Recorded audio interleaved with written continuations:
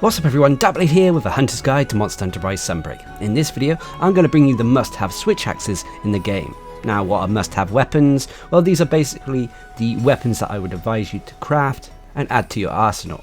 Now, there are definitely some weapons that shine more than others, and when I mean weapons that shine in more than others, I don't mean comparing, say, the switch axe to the charge blade. I mean the actual switch axes that you can craft.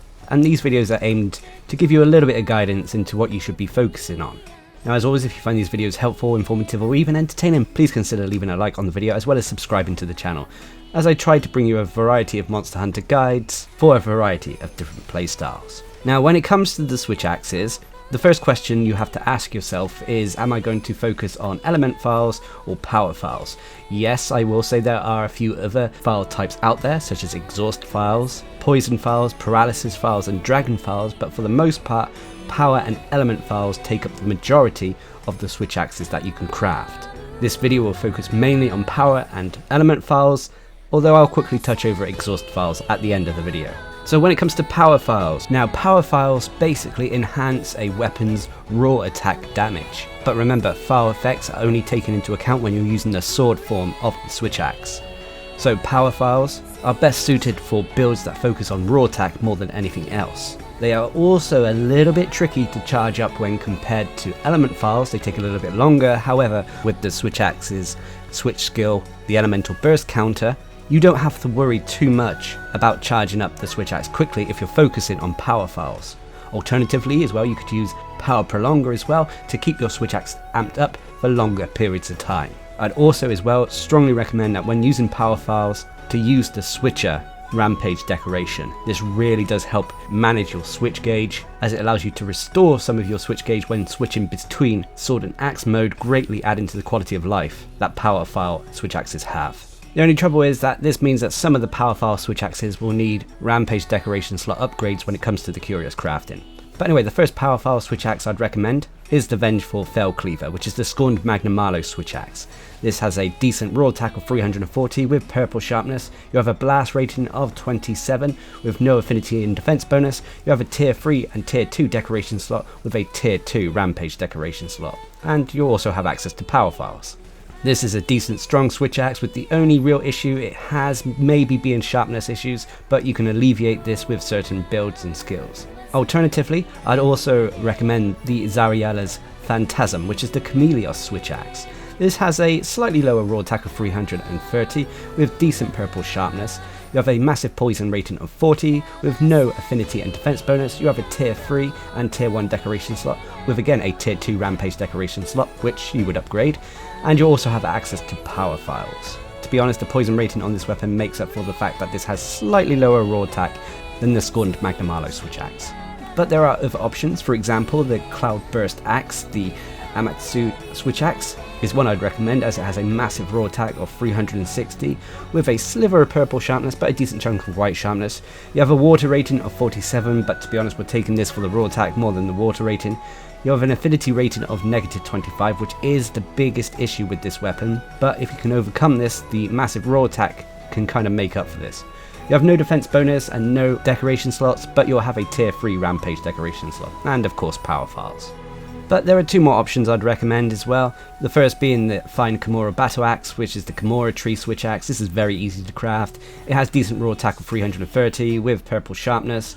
You have no elements, no affinity, and no defense bonus, but you'll have a tier 4 and tier 2 decoration slot, which is nice for build variety, and you'll have a tier 2 rampage decoration slot, which again you would upgrade with curious crafting. And finally, you'll have power files. This is a very easy switch axe to craft and can be obtained quite early on in the game. But finally, for the power file switch axes, there is one more I want to recommend, which is the Feline Fatality, which is the switch axe found in the Feline Tree.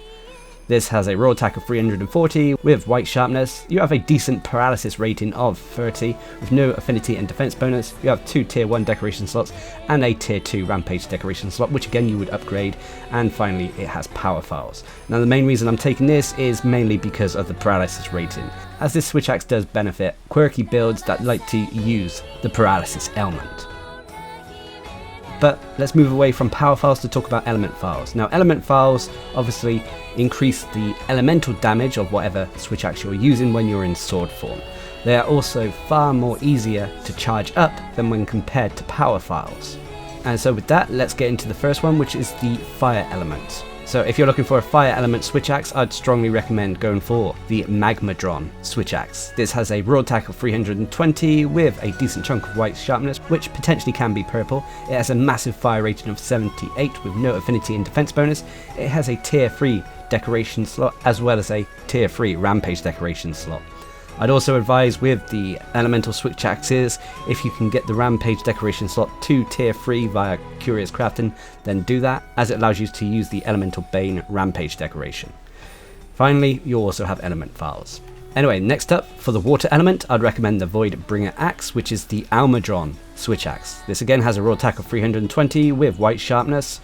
You have a massive water rating of 74 with no affinity and defense bonus. You have a tier 2 and a tier 1 decoration slot with a tier 3 rampage decoration slot. And again, you'll have element files. Now when it comes to the thunder element, I'd recommend Thunderclap, which is the Narwa switch axe.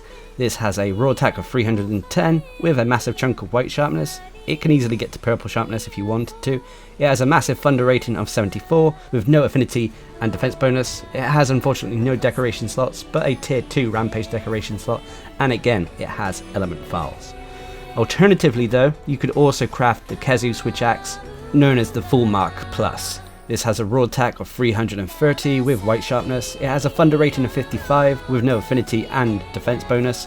It has a tier 3 and tier 1 decoration slot with a tier 3 rampage decoration slot and element files. So whilst it has a lower thunder rating than the Narwa switch axe, it does make up for it in other areas like raw attack and decoration slots. Anyway, moving on to ice, which I would advise going for the Lagambi switch axe, known as the Split Ear Vice. This has a raw attack of 330 with a massive chunk of white sharpness. You have an ice rating of 54 with no affinity and defense bonus.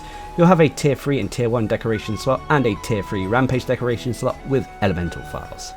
Which brings us on to the last element, which is dragon. Now there are two options I would choose here. First of all is the Calamitous Axe, which is found in the Death Stench tree. This switch axe has a raw attack of 330 with a okay chunk of white sharpness. You have a dragon rating of 60 with no affinity and defense bonus. You have two tier 2 decoration slots and a tier 3 rampage decoration slot with element files. This, in all honesty, beats out the Valstrax switch axe in almost everything except for raw attack. The only issue that the Death Stench switch axe may have over the Valstrax switch axe is sharpness, but this can be made up for with certain skills. But alternatively, if you wanted a dragon elemental switch axe, I'd also recommend the Silver Slasher, which is the primordial Malzeno switch axe. This has a raw attack of 320 with purple sharpness. You have a dragon rating of 49, which is slightly lower than the Death Stench switch axe, but you have no affinity and defense bonus. You have 3 tier 4 decoration slots and a tier 3 rampage decoration slot with element files. So whilst this doesn't have exactly the same amount of pure elemental damage the Death Stench switch axe has, it's made up for by the fact that you can make your builds more customizable when using the primordial Malzeno switch axe. So those are all the main power file and element files when it comes to the switch axes that I would recommend. But before I go, I just want to quickly touch on the exhaust files, which adds an exhaust effect when you're using the sword form of your switch axe. Exhaust files generally benefit raw attack builds more than element builds, and so if you really wanted to go for an exhaust file build, I'd recommend going for either the Diablos switch axe, the Axe of Gaia, which has a massive raw attack of 360 with a small amount of white sharpness. This will have to be alleviated in your build. You have no element, you have a negative 15% affinity, which is a little bit of an issue, but it's not the worst. You have a defense bonus of 30 with a tier 1 decoration slot. You also have a tier 2 rampage decoration slot, and you'll have exhaust files with an exhaust rating of 22. But alternatively, I'd recommend the Reconqueress, which is found in the Ore Tree 2. This has a raw attack of 330 with a decent chunk of white sharpness. It has no element, no affinity, but has a defense bonus of 30. It has 3 tier 1 decoration slots and a tier 3 rampage decoration slot, and it has exhaust files with an exhaust rating of 36. So this one allows for more customization when compared to the Diablos exhaust switch axe. But of course there are other file types out there, including Paralysis, Dragon and Poison. But for the most part these switch axes pale in comparison to the ones I've already mentioned in this video. That doesn't mean they cannot be used, and you can craft some quite quirky builds around them. But this video I just wanted to focus on, namely the power and element files in the game. Also, just because I've suggested certain weapons doesn't mean they are the absolute only way to play the game. Play how you want to play. But what are your thoughts? Please leave a comment down below, and until next time, I've been Darcblade, bringing you the must-have switch axes in Monster Hunter Rise Sunbreak. Hope you enjoyed the video, thanks for watching, subscribe and like for more.